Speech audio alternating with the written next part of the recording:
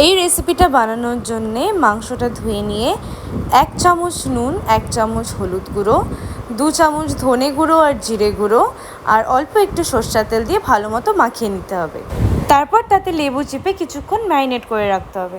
তারপর 2 কেজি চিকেনের পরিমাণে বলছি, একটা মিক্সিতে 4টা পেঁয়াজ, একটা টমেটো, 4টা শুকনো লঙ্কা, একটা গোটা রসুন বড় মাপের, 10-15টা কাজু দিয়ে পেস্ট করতে হবে। তোমরা চাইলে এগুলো ঘি দিয়ে ভেজেও পেস্ট করতে পারো।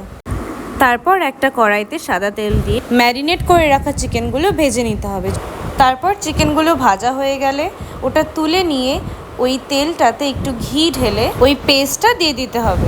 তারপর পেস্টটা ভালো মতো নাড়িয়ে চাড়িয়ে তোমরা এটার মধ্যে 1 কাপ দুধ, যদিও দুধটা কম্পালসারি নয়, আর 1 কাপ জল দিয়ে ভালো মতো কষিয়ে নিতে হবে।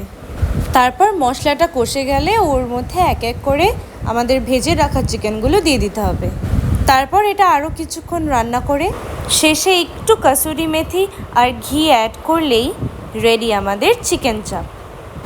বিরিয়ানির সাথে এই সহজ চিকেন চাপের রেসিপিটা খেতে অসাধারণ লাগছিল। তোমরাও যদি ট্রাই করো তাহলে জানিও কেমন লাগলো।